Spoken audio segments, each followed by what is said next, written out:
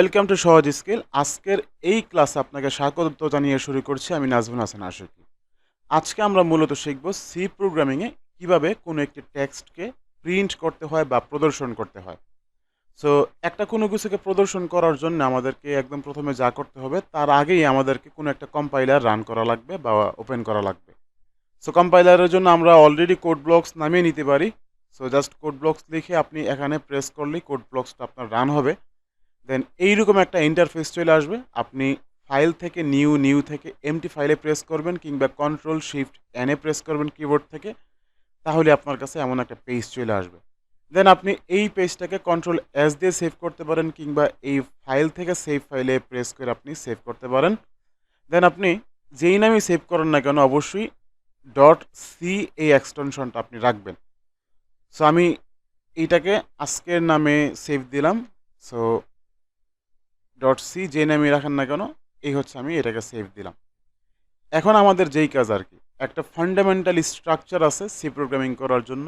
একদম প্রথমে আপনার হচ্ছে একটা হেডার ফাইল থাকবে।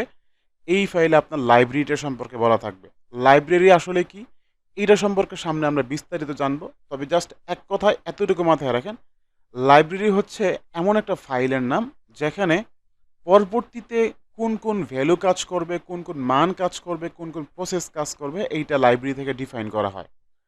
সো আপাতত একদম ফান্ডামেন্টাল বা বেসিক হিসাবে আমরা standard input output dot H নামের এই এই হেডার ফাইলটা বা এই লাইব্রেরিটা আমরা ইউজ করব।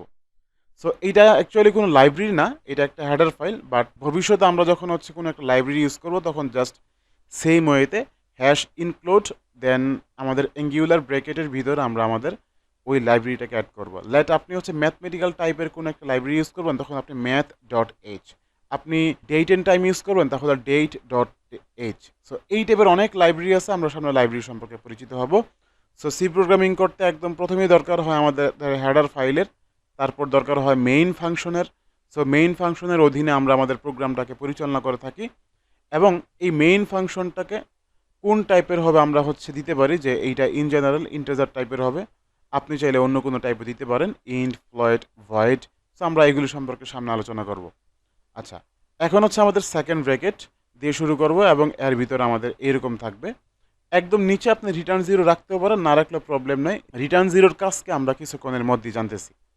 তো এই জায়গায় জাস্ট আমরা একটা লেখা প্রিন্ট করব। এটা হচ্ছে এই প্রিন্ট বা প্রদর্শন করার জন্য আমরা জাস্ট প্রিন্ট এফ ইউজ করি, এবং প্রিন্ট এফের মধ্যে আমরা ফার্স্ট ব্র্যাকেট দিয়ে ডাবল ইনভার্টেড কমার ভিতরে আমরা যা লিখবো এই জায়গাতে তাই প্রিন্ট হবে। তো আমি জাস্ট লিখলাম যে হ্যালো সহজ স্কিল, দ্যাটস ইট। এখন এতটুকু লিখলেই হবে না, সি প্রোগ্রামিংয়ের আরেকটা সিনটেক্স বা নীতিমালা হচ্ছে প্রতিটা লাইন শেষ হইলে আমরা একটা সেমিকোলন দিব, বা প্রতিটা স্টেটমেন্ট শেষ হইলে আমরা একটা সেমিকোলন দিব, দ্যাটস ইট। এইবার আমরা হচ্ছে আমাদের কিবোর্ড থেকে F9 প্রেস করতে পারি, কিংবা জাস্ট এই জায়গা থেকে বিল্ড অ্যান্ড রানে দিতে পারি, কিংবা এই বিল্ড অপশন থেকে এসে বিল্ড অ্যান্ড রানে দিতে পারি। তাহলে এইটা এখনই রান করবে। এই তো রান করলো, এবং আমাদের সামনে একটা ইন্টারফেস আউটপুটটা চলে আসলো, হ্যালো সহজ স্কিল। তো আমরা এই প্রিন্টএফের ভিতরে যাই লিখবো না কেন, এইটা এই জায়গাতে আমাদের চলে আসবে, দ্যাটস ইট। সো এখন এই যে নিচে আমাদের দুইটা লাইন চলে আসছে, অর্থাৎ এক্সিকিউশন টাইম চলে আসছে। এই এক্সিকিউশন টাইমটাকে আপনি যদি সরাতে চান, তাহলে এইটার পরিবর্তে জাস্ট ইউজ করবেন গ্যাচ, দ্যাটস ইট। গ্যাচের পরে এই ফার্স্ট ব্র্যাকেট এবং এটাকে ক্লোজ করে দিবেন। So that's it. এবার আমরা যদি F9 প্রেস করি, সো দেখতেই পারছেন এই হচ্ছে আমাদের আউটপুটটা আবারও চলে আসলো। জাস্ট গ্যাচ লেখার কারণে নিচে আমাদের এক্সিকিউশন টাইমটা শো করছে না।